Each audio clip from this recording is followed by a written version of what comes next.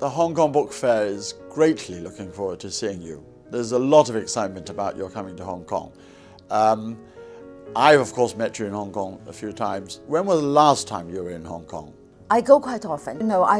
For example, I go to China to see my mother. You became, I wouldn't say overnight, but almost overnight, a formidable figure with Wild Swan. Your book, Wild Swan, has sold millions and millions of copies and been translated into many languages. And that really defined your stature as a writer. Were you surprised when it became so successful? When it first came out, I wasn't thinking about whether this book was going to be successful or not. And the reason was that I wrote the book as a result of my mother coming to London to stay with me in 1988. That was 10 years after I came to Britain.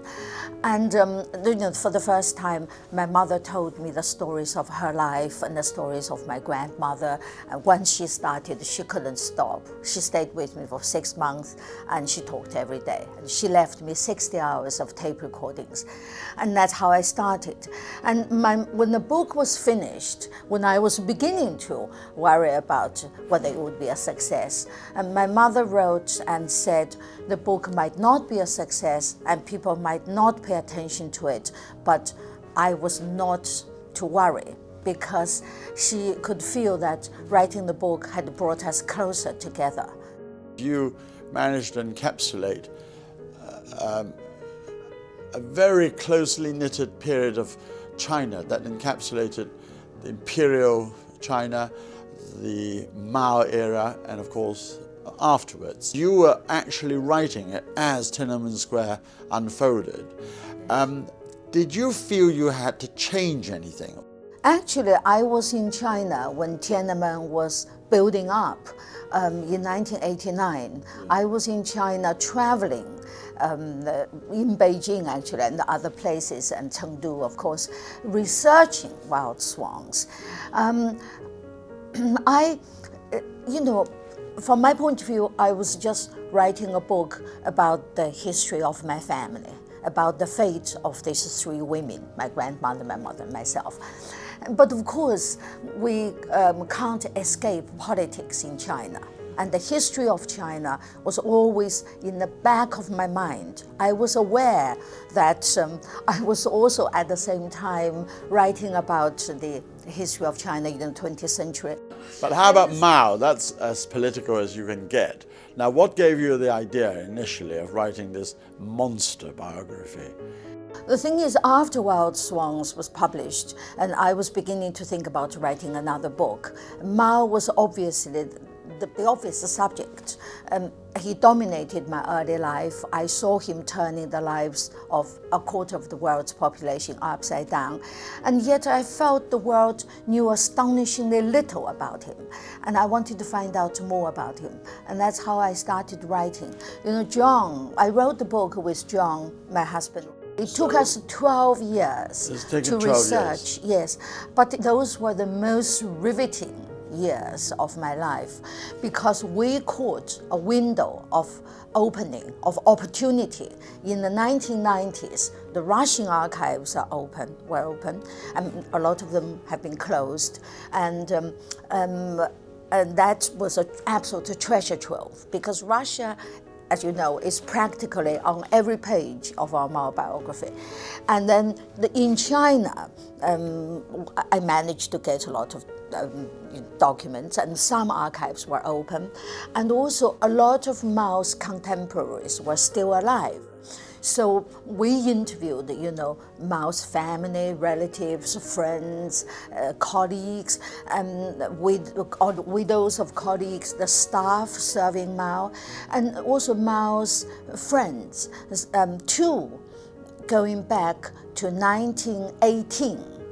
And one one particular person was the first Communist Party member that Mao introduced into the party. So they went really way back, and they were so helpful. And most of them spoke for the first time. And it was as though they were waiting for somebody to come and ask them questions. Were you riveted because you had this window of opportunity, or were you riveted by the things you heard and found? I think both. We were riveted because we got to see so many historical figures. We interviewed many presidents, prime ministers, foreign ministers, heads of communist parties and Maoist parties, not to mention these figures I talked about in China. When you finished the book and you published it, obviously with a sigh of relief and so forth, were you also happy with its reception? We had wonderful reviews in the sort of mainstream press. We were also attacked by a lot of China academics. And my view is, I think a lot of them got interested in China in the 1960s, and they were enamored with the Cultural Revolution and with Mao, and they didn't want to see their kind of lifelong illusion being shattered. And of course, there was a lot of jealousy. We discovered all these things they didn't know. I mean, all that's, par for the course. You must regard Hong Kong as a very special place as an author who is critical about certain aspects of China that Chinese on the mainland might feel either jealous about or are prejudiced. Yes, I mean, Chinese tourists now go to Hong Kong and Taiwan to buy banned books. Our Chinese edition have sold many, many copies. Many have gone into China and have created such an impact.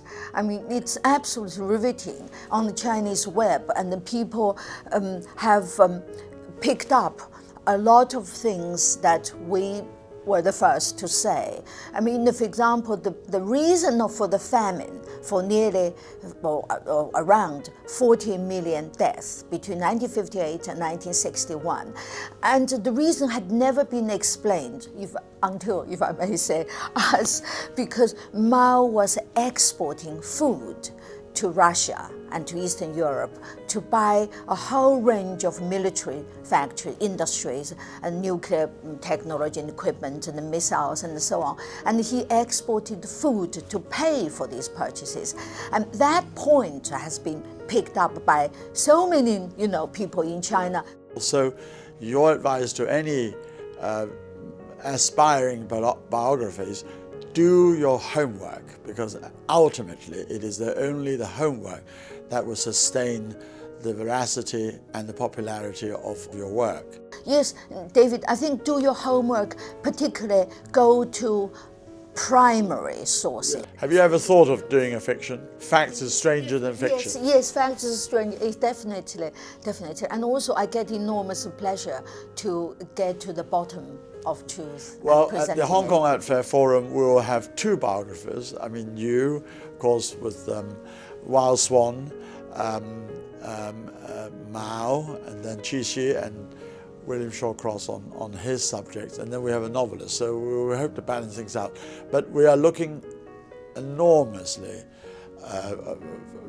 enormously. Thank you. I'm really looking forward to it. Thank you.